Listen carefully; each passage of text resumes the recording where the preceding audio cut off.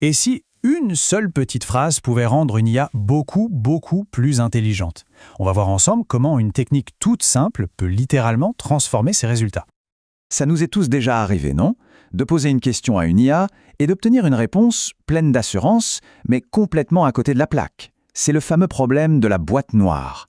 L'IA se trompe sur des trucs qui nous paraissent évidents, et ça pose un vrai souci de confiance. Allez, prenons un cas concret, un petit problème de calcul, avec plusieurs étapes. À première vue, ça a l'air simple, hein? Eh bien, figurez-vous que c'est exactement le genre de question qui peut mettre une IA dans l'embarras. Et paf, voilà la réponse que l'IA nous donne. 45 €. Ça pourrait sembler juste, on est d'accord. Sauf que c'est faux. Et c'est ça le cœur du problème. Comment faire confiance à un outil qui peut se tromper de manière aussi subtile? Mais alors, la question c'est, comment on fait pour corriger ça? Est-ce qu'une toute petite phrase pourrait vraiment tout changer? La réponse, et c'est ça qui est fou, c'est oui. Et l'astuce est d'une simplicité déconcertante. Alors, cette fameuse astuce, elle a un nom, le chain of thought, ou en bon français, la chaîne de pensée. En gros, c'est la clé qui va nous permettre d'ouvrir cette fameuse boîte noire et de voir enfin comment l'IA réfléchit pour arriver à un résultat. Regardez bien la différence entre les deux.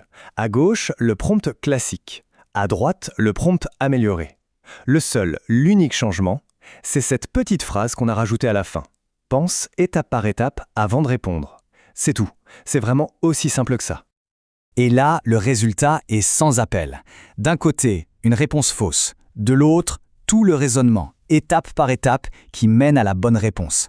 En fait, en l'obligeant à détailler son calcul, l'IA est forcée de suivre une logique et du coup, elle se corrige elle-même en cours de route. C'est limpide. Ok, mais alors pourquoi est-ce que ça fonctionne si bien? Qu'est-ce qui se passe dans la tête de l'IA quand on lui demande de montrer son travail? Eh bien, il y a une raison très logique à tout ça.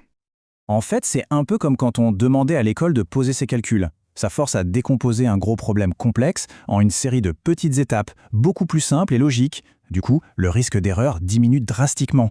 On transforme une grosse devinette en une suite de petites additions vérifiables, et surtout, le processus devient transparent. Et l'impact de tout ça, en chiffres, ça te donne quoi? Tenez-vous bien, plus 35%. Plus 35% d'augmentation de la précision sur les tâches de raisonnement complexes. Attention, on ne parle pas d'une petite amélioration à la marge là, c'est un véritable bond en avant en termes de fiabilité, surtout pour les problèmes qui exigent de la logique. Ce graphique, il est parlant, non? Avec un prompt standard, on est à 70% de précision, c'est déjà pas si mal, on va pas se mentir. Mais avec le chain of thought, on grimpe à 95%. La différence est juste colossale. Et tout ça juste en lui demandant de réfléchir avant de répondre. Alors, comment on applique ça concrètement? C'est simple, en 3 étapes. D'abord, on identifie si le problème a plusieurs étapes. Ensuite, on donne l'instruction. On ajoute notre petite phrase magique, pense étape par étape. Et enfin, le plus important, on vérifie le raisonnement, pas juste la réponse finale. C'est une nouvelle habitude à prendre, mais elle est cruciale. Et ça, c'est peut-être la leçon la plus importante de tout ça. L'objectif, ce n'est pas tant d'avoir la bonne réponse tout de suite, c'est de comprendre comment on y arrive. Le chemin est plus important que la destination. C'est dans le raisonnement que se cache la vraie valeur, et c'est ça qui bâtit la confiance. Et ça nous amène à une question assez vertigineuse finalement. Si une simple phrase peut débloquer un tel potentiel, ça veut dire que la façon dont on communique avec l'IA est au moins aussi importante que le contenu de notre demande. Alors, quelle sera la prochaine étape? Qu'est-ce qu'on va bien pouvoir découvrir d'autre sur la meilleure manière de dialoguer et même de collaborer avec ces intelligences?